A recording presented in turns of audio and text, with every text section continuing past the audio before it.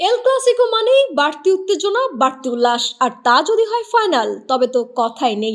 জেদ্দার King Abdullah স্টেডিয়ামে গত রাতে যা ঘটলো তা ফুটবল ম্যাচ নাকি থ্রিলার মুভি বোঝা দেয়।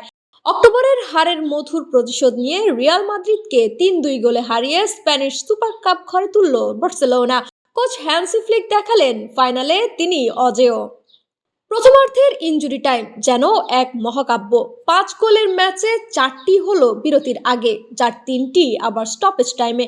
ম্যাচের ৩৬ মিনিটে রাফিনহার নিচু শটে উল্লাসে ফেটে পড়ে বার্সা শিবির। কিন্তু নাটক তখনও বাকি। হাফ টাইমের ঠিক আগ মুহূর্তে ব্রাজিলিয়ান ম্যাজিকে রিয়ালের সমতা। এরপর লেভানডস্কির চিপ শটে আবারও বার্সার লিড। আর সেকেন্ডের কাটা না ঘুরতেই গনসালো গার্সিয়ার শট বারে লেগে গোল। ২-২ সমতায় যখন বিরতি, তখন কারো শ্বাস ফেলার ফুরসত নেই। দ্বিতীয়ার্ধের গল্পটা রাফিনহার, তার দ্বিতীয় গোলেই ম্যাচের ভাগ্য গড়ে দেয় বার্সা। তবে ক্লাইম্যাক্স তখনও শেষ হয়নি। ৯০ মিনিট পার হতেই এমবাপ্পেকে ফাউল করে লাল কার্ড দেখেন ফ্র্যাঙ্কি ডি ইয়াং।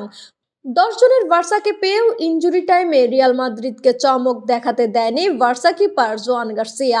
শেষ মুহূর্তে আলভারো ও মাস্তান্তুনোকে রুখে দিয়ে তিনি হয়ে ওঠেন জয়ের আসল নায়ক। বায়ার্ন থেকে বার্সা, কোচ হ্যান্সি ফ্লিক যেন ফাইনাল হারতেই জানেন না। ৮টি ফাইনালের সবটিতেই জয়। রাফিনহার মানসিকতাকে তিনি বলছেন অবিশ্বাস্য।